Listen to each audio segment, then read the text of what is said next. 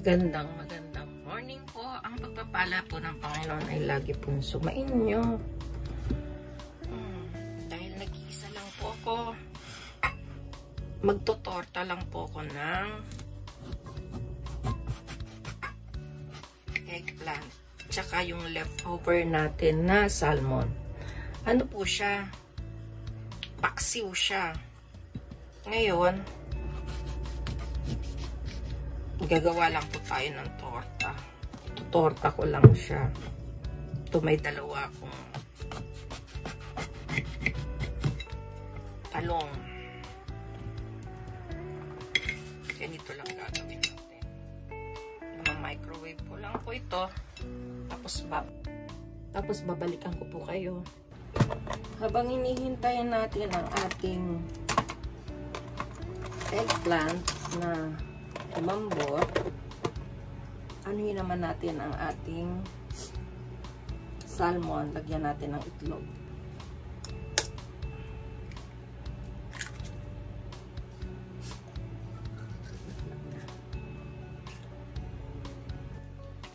Lagyan lang natin ng konting seasoning. Lagyan natin ng salt and pepper na konti. Lagay tayo ng konting parsley. Dry po ito. Okay na po ang ating talong. Yan. Press lang po natin ng ganito.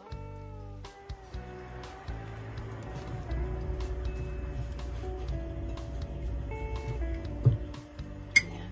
Itabi natin. Kapag marami kayo sa bahay, ganito ang gawin. Hatiin nyo sa gitna para maging dalawa siya. Kasi pag isang buo, yan, konti lang, ang isa lang makakain. Halimbawa, 4 kayo o tag-isa kayong hati ng ganito. Ganon po pag nagtitipid. Eh ako naman po, hindi naman nagtitipid na, no? Gusto ko lang hatiin kasi malaki para sa akin yun. Nag-iisa pa ako dito. Wala yung anak ko. Nasa Nagoya ngayon. Yan. Durugin lang natin ang ating isda.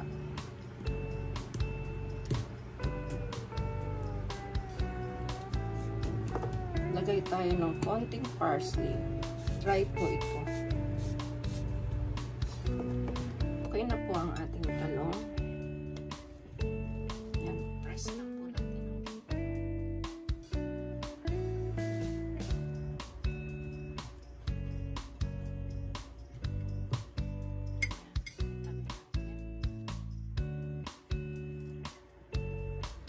Kapag marami kayo sa bahay, ganito ang gawin. Hatiin nyo sa gitna para maging dalawa siya. Kasi pag isang buo, yan, konti lang, ang isa lang makakain. Halimbawa, 4 kayo o tag-isa kayong hati ng ganito. Ganon po pag nagtitipid. Kaya ako naman po, hindi naman nagtitipid na, no? Gusto ko lang hatiin kasi malaki para sa akin, no? Nag-iisa pa ako dito, wala yung anak ko. Nasa Nagoya ngayon. Yung water niya na excess, yan, alisin natin.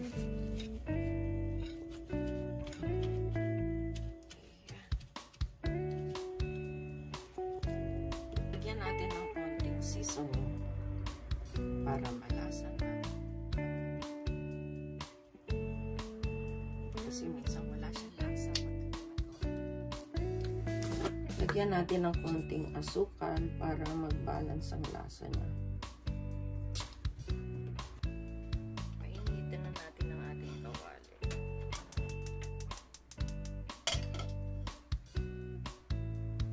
Maglagay na tayo ng olive oil.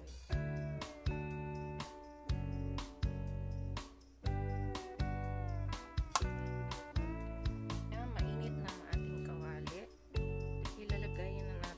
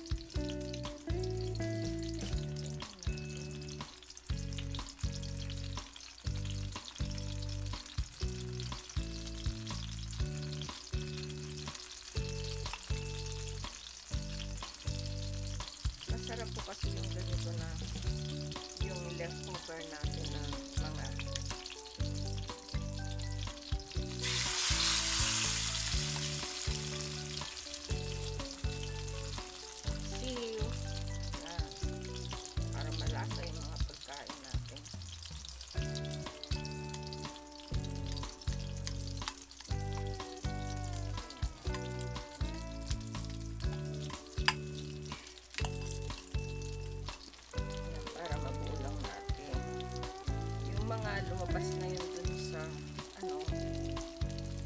na itlog. Yan. Lalagyan lang natin lang.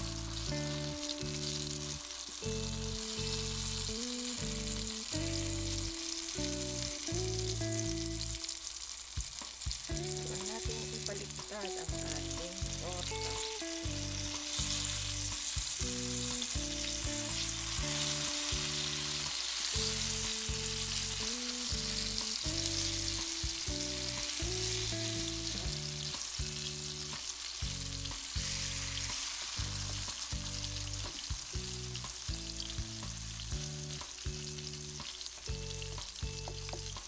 Dahil wala rito yung anak ko, okay lang akong mag-prito ng itlog.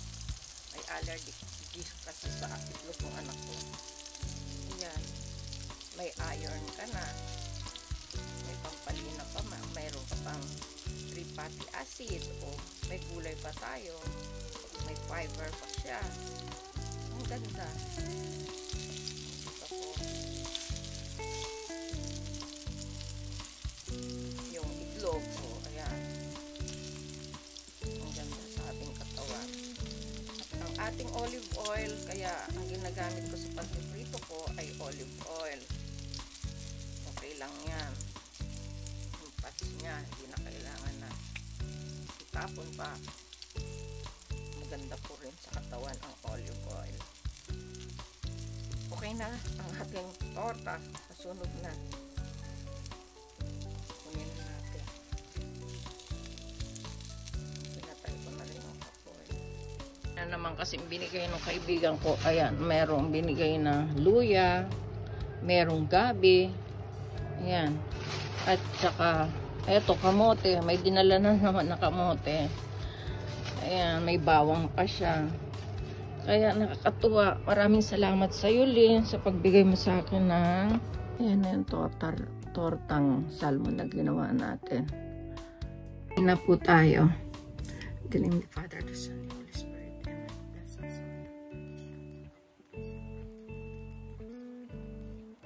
Salamat po sa mga biyayang tayo sa amin. At sa mga taong nagsusubscribe sa amin.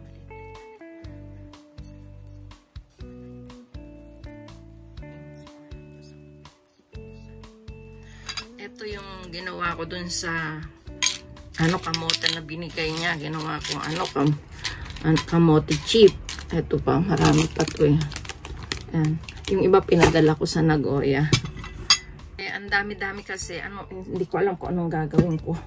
Kaya, yung ginawa ko, yung ilang piraso. Tapos, gumawa na naman ako ng itlog na maalat. Ayan. Ay, kain na po tayo.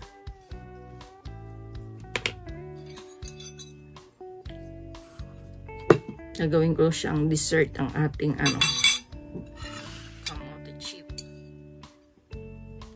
Napakali talaga, hindi ko alam. Nasira kasi ang aking tawag dyan, yung holder sa ating video. Kaya nahirapan ako. Ito yung luma ko hindi ko pa nagamit. Ngayon ko lang gagamitin. Kasi tatlo yung binili ko. Ayan. Maliit kasi to pang labas ko. Ginamit ko sa akin nung nasa ospital ako. Nahirapan ako adjust kasi hindi ko pagkamay. Tsaka hindi ko alam pa paano pasensya na po kayo. Kain na po tayo.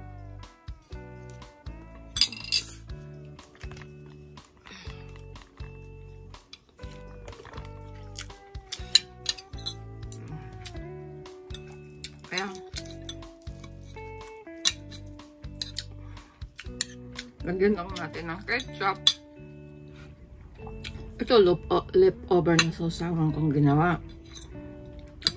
Ayan. Kasi gumawa ako ng roasted chicken. Ayan, may sausawan ako. Mga leftover lang yan nakain ko ngayon kasi walang kasama ko ano na dyan kakainin ko.